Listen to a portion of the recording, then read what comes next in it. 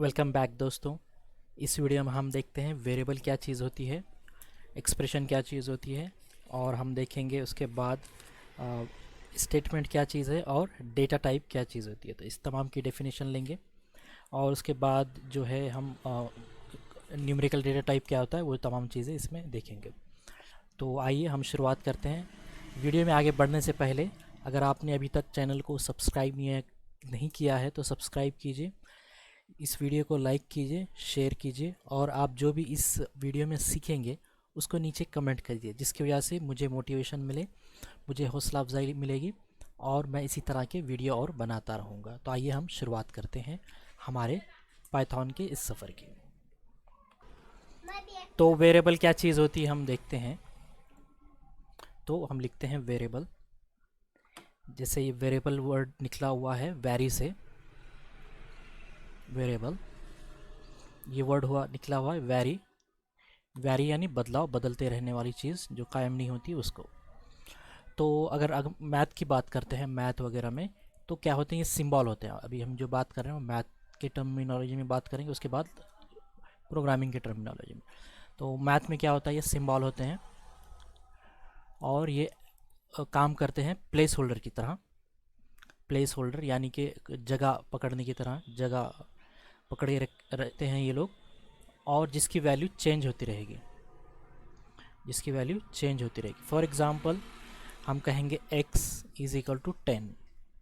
तो इसका क्या मतलब होता है उसमें कि हम कह रहे हैं कि जो राइट साइड वाली वैल्यू है 10, वो हम असाइन कर रहे हैं वेरिएबल x को, और इसकी x की वैल्यू जो है बाद में अगर हम चाहें तो चेंज भी कर सकते हैं। फॉर एग्ज़ाम्पल x प्लस 1 इस तरह से लिखेंगे तो 10 प्लस 1 इज़ इक्वल टू 11, इस तरह से वैल्यू भी चेंज होती रहेगी। तो हम इसको कहेंगे वेरिएबल। वेरिएबल यानी जिसकी वैल्यू चेंज हो रही है उसको हम वेरिएबल करेंगे।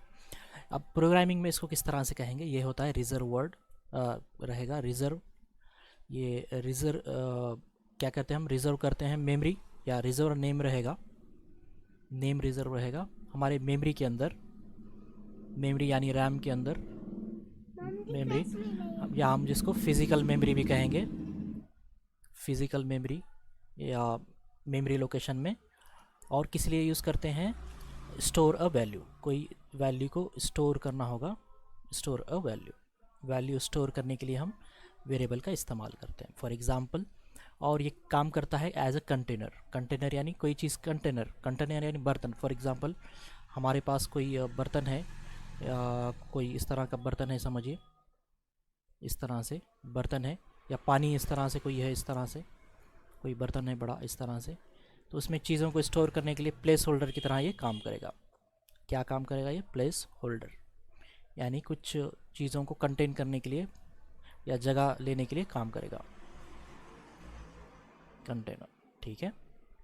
तो अब इसमें हम क्या क्या कर सकते हैं, इसमें हम कोई इन्फॉर्मेशन स्टोर कर सकते हैं, स्टोर इन्फॉर्मेशन, इंफॉर्मेशन स्टोर करेंगे। ये जो भी वेरिएबल रहेगा, for example x is equal to 10 है, तो इसको सबसे पहले हमें इनिशियलाइज डिक्लेयर करना होगा, डिक्लेयर करना होगा कोई भी वेरिएबल इस्तेमाल करने से पहले, और इसको एक इनिशियल वैल्यू देनी होगी। इनिशियल यानी कि इब्तदाई वैल्यू देनी होगी, आरंभ में कोई इसको कीमत देनी होगी, वैल्यू देनी होगी। उसके बाद जो है इसको एक नाम रहेगा, इसका नाम होना चाहिए, must a name, must have name, इसका नाम होना चाहिए। जैसे एक फॉर एग्जांपल x हमारे पास नाम है। और अगर इनिशियल वैल्यू नहीं देना चाहते हैं तो हम x is equal to NONE, none भी इस तरह से लिख सकते हैं। ठीक है, इसको हम देखेंगे नन क्या चीज़ होती है। और उसके बाद जो है इसका कोई डेटा टाइप होना चाहिए, किस टाइप का डेटा हम स्टोर करते हैं या इस्तेमाल करते हैं उसे हम डेटा टाइप कहेंगे। उसकी डेफिनेशन हम कुछ ही देर में देखते हैं। डेटा टाइप, तो या तो एज ए प्रोग्रामर हमें इसको डेटा टाइप देना होगा, या पाइथन का सॉफ्टवेयर खुद ब खुद वो उसका डेटा टाइप ले लेता है रन टाइम में। तो दो तरीके हैं, ये एक्सप्लिसिट भी कह सकते हैं या इम्प्लिसिट। तो पाइथन चूँकि डायनेमिक प्रोग्रामिंग लैंग्वेज है, वो ऑटोमेटिक इसका डेटा टाइप ले लेता है। फिर उसके बाद जो होता है ये हम इस्तेमाल करते हैं रेफरेंस के लिए, रेफरेंस के लिए, रेफरेंस की तरह इस्तेमाल करेंगे। तो अगर 10 वैल्यू एक्सेस करना होगा तो हम x लिखेंगे, तो ये एक नाम होता है, इलियासिंग कहेंगे या इलियास कहेंगे उसको, अलियास, इलियास, इस तरह से कह सकते हैं। तो जब भी हम वेरिएबल डिक्लेयर करते हैं तो वो एक रिज़र्व नेम होता है, और उसके अंदर जो है हम वैल्यू को सेव करेंगे और उस सेव वैल्यू को रिट्राई भी कर सकते हैं, यानी उस वैल्यू को हम रिट्राई भी कर सकते हैं या ले भी सकते हैं वापस उसको। ठीक है, तो आप फॉर एग्जांपल जब भी हम x इज इक्वल टू 10 कहेंगे तो कुछ बदलाव होंगे इसमें। फॉर एग्जांपल 10, तो इसका कुछ नाम रहेगा, नेम, उसे हम फॉर एग्जांपल x कहेंगे। इसकी कोई डेटा टाइप रहेगा, डेटा टाइप।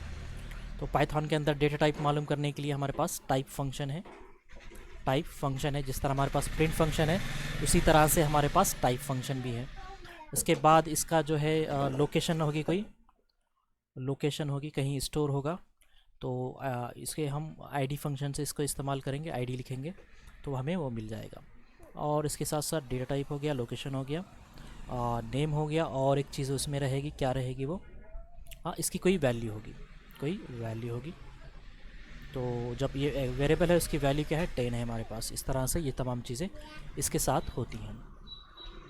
तो आइए अगर हम इसका एग्ज़ाम्पल देखना चाहते हैं तो एग्ज़ाम्पल हम देखेंगे। फॉर एग्ज़ाम्पल जो है आइए अब हम थोनी ओपन करते हैं, हमारा थोनी का, और वहाँ पे हम टाइप करेंगे। फॉर एग्ज़ाम्पल हम टाइप करते हैं थोनी, और थोनी के अंदर जो है हम लिखेंगे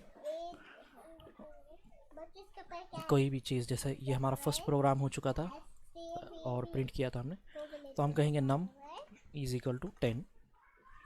ठीक है, तो अगर ये वैल्यू को देखना है, यहाँ पर भी देख सकते हैं आप, एक वेरिएबल क्रिएट हो गया है यहाँ पर थोनी के अंदर ही हम 10 इस तरह से वेरिएबल क्रिएट हो चुका है।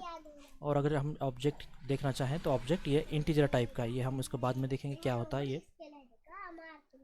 ठीक है, फ़िलहाल के लिए ये इस तरह से लिखेंगे हम। अब अगर वैल्यू को लेना होगा, नाम से कॉल करेंगे इसको इस तरह से। इसका टाइप मालूम करना है तो टाइप फंक्शन हमारे पास है, टाइप ऑफ, उसमें लिखिए num। ये डायरेक्ट वैल्यू भी दे सकते हैं या डायरेक्ट लिटरल कांस्टेंट भी हम इसमें दे सकते हैं, तो कांस्टेंट भी यहाँ पर दे सकते हैं। अब इसी के साथ इसकी आईडी मालूम करना है किस लोकेशन पर है, तो अगर हम आईडी मालूम करेंगे तो फॉर एग्जांपल डायरेक्ट 10 भी लिख सकते हैं हम, तो यहाँ पर आईडी इसका हमें मिल जाएगी, या फिर हम यहाँ पे num भी लिख सकते हैं। तो ये दोनों एक ही आईडी को पॉइंट आउट कर रहा है, जिसे हम पाइथन की ज़बान में इम्यूटेबल ऑब्जेक्ट कहते हैं। तो उसका हम बाद में सीखेंगे, इम्यूटेबल या म्यूटेबल ऑब्जेक्ट क्या होते हैं, वो तमाम चीज़ें हम देखते हैं। तो ये हमारा हो गया वेरिएबल के बारे में। तो वेरिएबल क्या होगा, वेरिएबल क्या होगा हमारा। तो जैसे हमने कहा था कि जब भी हम वेरिएबल क्रिएट करते हैं तो कुछ बदलाव होंगे। तो उसका नाम रहेगा, डेटा टाइप रहेगा, टाइप फंक्शन से उसका डेटा टाइप हम मालूम कर सकते हैं, लोकेशन जो है आईडी से मालूम कर सकते हैं, और वैल्यू जो है यह इस तरह से रहेगी। तो हमने जब कहा था रेफरेंस, तो पाइथन के अंदर जो है कोई भी चीज़ जो बिलोंग करती है वो एक ऑब्जेक्ट को बिलोंग करेगी। जैसे कि हमने जब इसका डेटा टाइप देखा तो हमें इंटीजर डेटा टाइप दिखाई दिया, और वो ऑब्जेक्ट है पाइथन के अंदर, ऑब्जेक्ट रहेगा या किसी क्लास को बिलोंग करेगी। तो रेफरेंस वेरिएबल फॉर एग्जांपल हमारे पास मोबाइल नंबर 98223123 जो भी है हमारे पास, ये मोबाइल नंबर है इस तरह से। तो ये एज ए ह्यूमन हमें मोबाइल नंबर याद करना बहुत मुश्किल होता है, तो हम लोग करते क्या है कि इसको सेव करते हैं, इस नंबर को नेम के साथ, किसी नाम के साथ सेव करते हैं। फॉर एग्जांपल साहिल नाम से हम इसको सेव कर रहे हैं। तो जब भी हमें कॉल करना होगा तो हम ये नंबर टाइप करेंगे, सिर्फ साहिल करेंगे, तो इसमें क्या होगा, ये दोनों में बाइंडिंग हो जाएगी। ये रहेगा हमारा, ये रहेगा रियल डेटा, जो रियल डेटा है हमारा वो ये रहेगा, और जो साहिल रहेगा वो रेफरेंस रहेगा, ये जो रेफरेंस रहेगा। तो हमारा असल डेटा यहाँ पर देखिए, यहाँ पर 10 जो है हमारा असल डेटा है, और ये x जो है ये रेफरेंस है हमारा। लेकिन हम आसानी के लिए कहते हैं कि हम असाइन करने जा रहे हैं x के अंदर 10 वैल्यू, इस तरह से हम कहते हैं हमारी आसानी के लिए। इसका दूसरा एग्जाम्पल अगर हमें देखना है तो हमारे सिस्टम में होता है DNS, डोमेन नेम सिस्टम, एक रहेगा जहाँ पर हम क्या करते हैं, जैसे कि हमारे पास ईमेल आईडीज़ हैं बहुत सारी, या सॉरी ईमेल आईडी नहीं, हमारे पास वेबसाइट google.com yahoo.com, तो उनका असल जो नंबर होता है, एक कोई उनका आईपी एड्रेस होगा 192.168. कोई भी होगा, ये ज़रूरी नहीं इस तरह का हो। तो एज ए ह्यूमन हमें ये चीज़ें याद रखना मुश्किल होता है, तो हम क्या करते हैं, एक DNS बना देते हैं, सर्वर डोमेन नेम सिस्टम वाला सर्वर बना देते हैं, जहाँ पे हम इसको बाइंड करते हैं या रेफ़र करते हैं। फॉर एग्जांपल एक टेबल में हमें लिखेंगे google.com, इस तरह से google.com, और यहाँ पे उसका IP एड्रेस लिखेंगे। 192.168.1.1 इस तरह से कुछ लिखेंगे तो वो हमें वहाँ पे दिखाई देगा। तो ये इस तरह से रेफरेंस क्रिएट होता है और वेरिएबल बनता है। तो ये चीज़ हो गई हमारा वेरिएबल से रिलेटेड। तो अब वेरिएबल हो चुका है। अब नेक्स्ट हम देखते हैं एक्सप्रेशन क्या चीज़ होती है। जैसे कि हमें पता है एक्सप्रेशन यानी कि एक्सप्रेशन फॉर एग्जांपल हम मैथ में अगर एक्सप्रेशन की बात करते हैं तो हम एक एग्जांपल लेते हैं। फॉर एग्जांपल कोई इक्वेशन लेते हैं, equation for example 3y + 2x + z। तो ये एक्सप्रेशन होगी।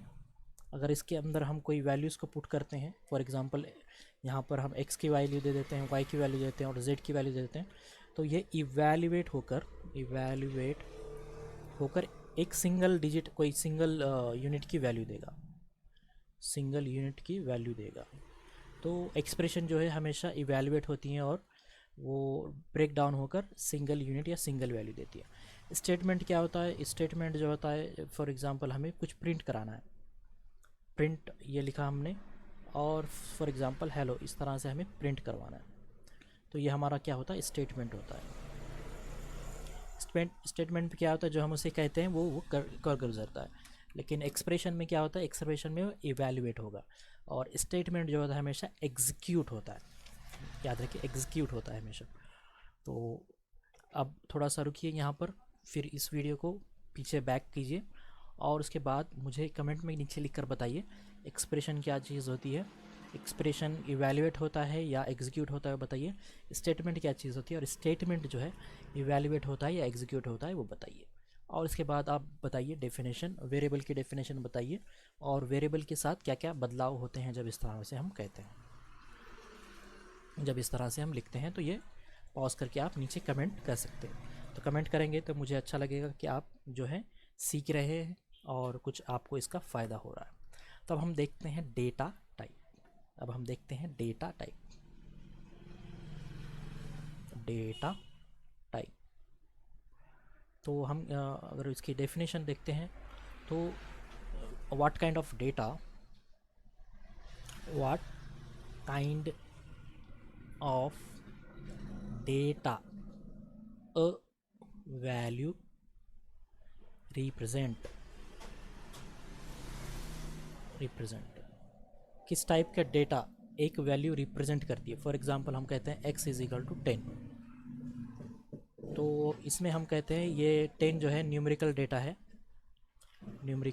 है और उसके अंदर भी कुछ डिवीजन है। ये इंटीजर टाइप का डेटा है। x = फॉर एग्जांपल x = 10.10, तो ये भी न्यूमेरिकल डेटा है और इसका टाइप रहेगा फ्लोट टाइप का डेटा है इस तरह से। तो जब भी कोई वैल्यू है, ये वैल्यू है हमारे पास, तो वो कौन से डेटा को बिलोंग करती है उसे हम डेटा टाइप कहते हैं। या दूसरे लफ्ज़ों में अगर इसको हम कहेंगे, दूसरे शब्दों में हम अगर इसको लिखना चाहें, which type of data we are going to store in a variable, किस टाइप का डेटा हमारे कोई एक वेरिएबल में हमें स्टोर करने जा रहे हैं, उसको हम डेटा टाइप कहते हैं। तो पाइथन में अलग अलग डेटा टाइप हैं। फॉर एग्जांपल हमारे पास एक बेसिक डेटा टाइप आता है, basic data type DT short में लिख देता हूँ मैं, या इसी को फंडामेंटल डेटा टाइप भी कहते हैं। फंडामेंटल डेटा टाइप भी हम इसे कहेंगे। ठीक है, तो इसमें जैसे कि हमारे पास न्यूमेरिकल डेटा है, न्यूमेरिकल डेटा टाइप है, तो न्यूमेरिकल डेटा टाइप में हमारे पास इंटीजर आता है, फ्लोट आता है, कॉम्प्लेक्स आता है और बूलियन आता है। जी आपने सही सुना, बूलियन भी जो है न्यूमेरिकल डेटा टाइप है। कुछ लोग इसको अलग कैटेगरी करते हैं, हम इसे न्यूमेरिकल डेटा कहेंगे। तो मैं कुछ देर में आपको इसको प्रूफ करके दिखाऊंगा कि हम इसको न्यूमेरिकल डेटा टाइप कहते हैं। इसके बाद जो आता है इसी में स्ट्रिंग, मतलब अलग है ये डेटा टाइप, न्यूमेरिकल नहीं है, स्ट्रिंग डेटा टाइप है और हमारे पास स्ट्रिंग डेटा टाइप है और इसमें हो गया इंटीजर, फ्लोट, कॉम्प्लेक्स, बूलियन। ठीक है, तो इस तरह के डेटा टाइप को हम कहते हैं बेसिक डेटा टाइप या फंडामेंटल डेटा टाइप। अब उसके बाद जो नेक्स्ट हम देखते हैं वो है हमारे पास कंटेनर। कोई कंटेनर कहेगा उसे, कोई सीक्वेंस कहेगा, कोई इसको कलेक्शन कहेगा। कलेक्शन डेटा टाइप या सीक्वेंस डेटा टाइप इस तरह से। तो इसमें हमारे पास बहुत सारे हैं।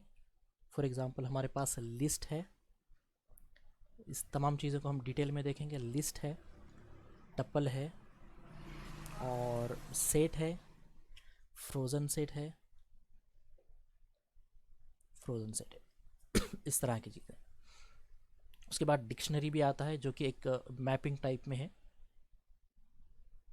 इसे हम मैपिंग डेटा कहेंगे, मैपिंग डेटा टाइप कहेंगे, ये तमाम। फिर इसके बाद यूज़र डिफाइंड डेटा टाइप भी आता है, यूज़र डिफाइंड डेटा टाइप, ठीक है। तो यूज़र डिफाइंड डेटा टाइप में नॉर्मली हम क्लास को कंसिडर करते हैं, और फंक्शन भी यूज़र डिफाइंड ही रहता है, लेकिन वो फंक्शन को बिलोंग करेगा, तो इसलिए हम इसको नॉर्मली फंक्शन को फंक्शन ही के इसमें करेंगे। फिर इसके अलावा कुछ हमारे पास दूसरे भी डेटा टाइप हैं, जैसे कि बाइट एरे है, फिर नन है, और कुछ लोग है जो है रेंज को भी डेटा टाइप कहते हैं, तो लेकिन हम रेंज को डेटा टाइप नहीं कहेंगे। और हमारे पास बाइट भी है, बाइट्स। तो ये तमाम डेटा टाइप हमारे पास मौजूद हैं, ठीक है। तो इस वीडियो में जो हमने सीखा, तो आप नीचे कमेंट करके भी लिख सकते हैं क्या सीखा आपने। तो हमने शुरुआत की थी वेरिएबल से, उसके बाद हम आए थे जो है किस तरह के बदलाव होते हैं, फिर ये एक्सप्रेशन और स्टेटमेंट के बारे में बात की, और डेटा टाइप, किस टाइप का डेटा हम एक वैल्यू रिप्रेजेंट करती है उसको हम कहेंगे, या हम इसको एक वेरिएबल में कौन सी वैल्यू स्टोर करने जाते हैं वो। और ये तमाम चीज़ें डेटा टाइप पाइथन के अंदर रन टाइम में मिल जाता है। रन टाइम, जब भी हम पाइथन का प्रोग्राम रन करेंगे उस वक्त में ये चीज़ें हमें दिखाई देंगी। तो ये हमारे कुछ डेटा टाइप है। तो अगर आपको ये वीडियो पसंद आया तो लाइक कीजिए, शेयर कीजिए। अगर आप तक अभी तक आपने चैनल को सब्सक्राइब नहीं किया है तो सब्सक्राइब कीजिए। इसके आगे के कुछ सेकेंड्स जो है मैं ऐसे ही इसको छोड़ देता हूँ, जो जिसकी वजह से मुझे दूसरे वीडियो वगैरह जो है वो दिखाने में मदद हो।